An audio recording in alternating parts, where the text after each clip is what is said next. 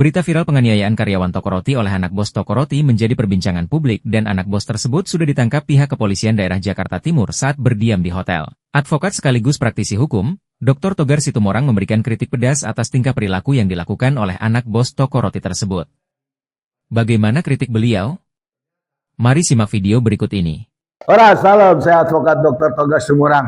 Wow, kita dikejutkan oleh seorang anak yang mengaku bos tukang roti. Wah, kacau. Orang ini bernama George Sugama Halim. Dia itu mengaku anak tukang roti dan dia adalah betul-betul sangat tega melakukan semacam penganiayaan kepada karyawan orang tuanya yang bekerja untuk orang tuanya, tapi anaknya yang bertingkah. Nah, inilah fenomena yang terjadi, yang kita sangat sayangkan fenomena itu terjadi kepada karyawan daripada tempat orang itu bekerja. Di mana kita tahu yang bernama George ini sudah ditahan oleh pihak Polres Jakarta Timur, namun yang perlu kita soroti dan kita harus pastikan bagaimana proses ini bisa sampai di persidangan. Jangan sampai adanya yang namanya perbedaan dalam hal perilaku, dalam hal penanganan di pihak kepolisian. Sebagai contoh, ada dugaan anak ini melalui kuasa hukumnya dimungkinkan akan mengajukan penangguhan penahanan dan seterusnya dan seterusnya. Nah, sampai detik ini juga kita lihat di dalam pers kompres tidak ada anak tersebut menggunakan baju orange, masih tetap hanya berkaus oblong. Itu bagian daripada yang wajib kita lihat kenapa ada perilaku atau perlakuan istimewa. Yang perlu kita lihat adalah peristiwa terjadinya penganiayaan ini itu diawali adanya permintaan dari bos, anak bos ini yang bernama George kepada karyawan untuk mengantar makanan ke kamarnya. Namun karena ditolak, maka anak ini marah dan melakukan penganiayaan. Dan juga pada saat itu terjadi, anak ini gembar-gembor bahwa anak ini kebal hukum. Sementara kita tahu negara kita adalah negara hukum, tidak ada orang yang kebal dari satu proses hukum. Nah, lantas yang ketiga yang patut kita ketahui bahwa dari peristiwa tersebut anak ini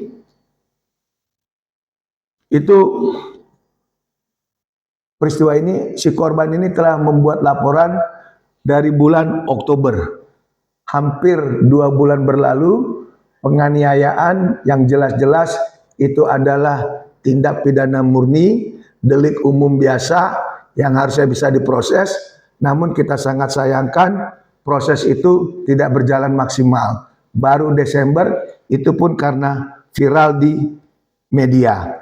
Dan lantas yang keempat, dengan kejadian ini membuat warganet ataupun masyarakat sangat geram, apalagi orang ini bukan orang sembarangan, backingan ataupun pergaulannya dengan beberapa lapisan terutama TNI.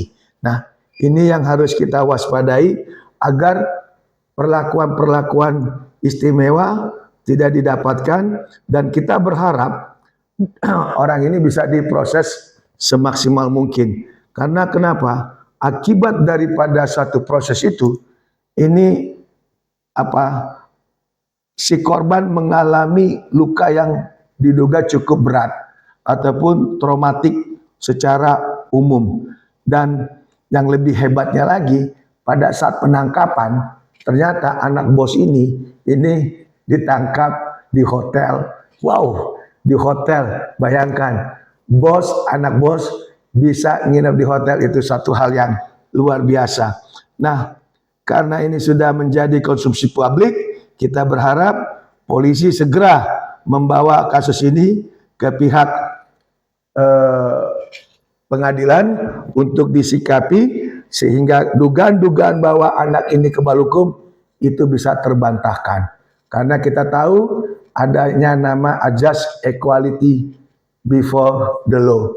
Artinya hukum di mata masyarakat sama. Tidak boleh ada perilaku istimewa. Saya, Advokat Dr. Togas Tumorang, berharap orang ini bisa diproses karena pasalnya 351 ancamannya lumayan, yaitu 5 tahun. Itu bisa secara maksimal segera diseret ke pengadilan tanpa ada perlakuan istimewa. Demikian dari saya, Advokat Dr. Togas Tumorang. Kita kawal bersama agar kasus ini bisa sampai di pengadilan. Salam keadilan.